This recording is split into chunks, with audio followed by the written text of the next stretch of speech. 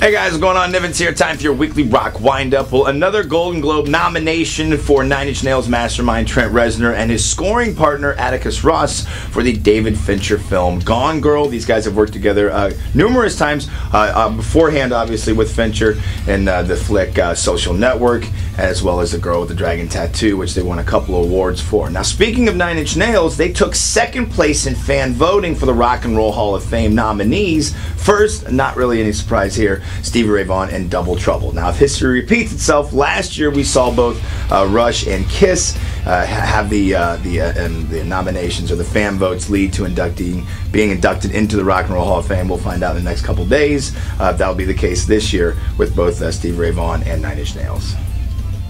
Well, there is no denying that one of Ozzy's biggest solo albums was Bark at the Moon. What now is in question is how much writing credit Jakey Lee should have gotten. According to a recent interview he gave this week on Eddie Trunk's show, basically he got screwed out of any sort of songwriting credits from Sharon, surprise, and she basically told him after he already laid down all of his parts, sign this or get in line to sue us.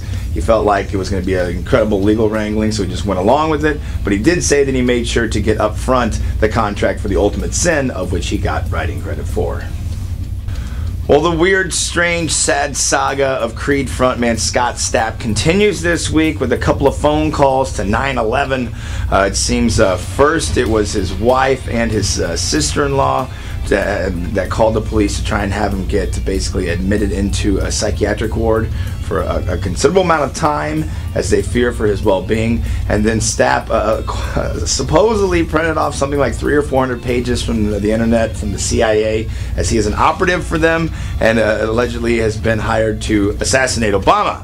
Now, for whatever reason, when the cops showed up, another thing about this too is that Stapp, you can hear him on the call to 9/11, to 911, saying that how is it fair that his wife took his truck and sold it for the money and told him to basically f*** off. And then when the cops did show up, he was riding around with 2 backpacks on, no shirt, on a bicycle. I guess according to what has been unfolding from this, it wasn't enough for the police to feel like to do a mandatory sort of forced into the psychiatric ward. Hopefully, you know, we'll kick the drug use, because all this now really is starting to sound like just massive amounts of whether it's meth, cocaine, heroin, who knows. But when you start thinking that you're an operative for the CIA and you're supposed to assassinate the president, you might want to get a couple things checked out upstairs. Well, if there's anything that rock stars have taught us, see Gene Simmons, it's that diversification is the way to go to make a little bit of cheddar. Not only should you make some music and sell it, not only should you perform some music, you should also get your hands on anything that you can hawk. For example, if you're former Judas Priest guitarist KK Downing, you roll out a line of fragrance for men, metal for men, and metal pour femme.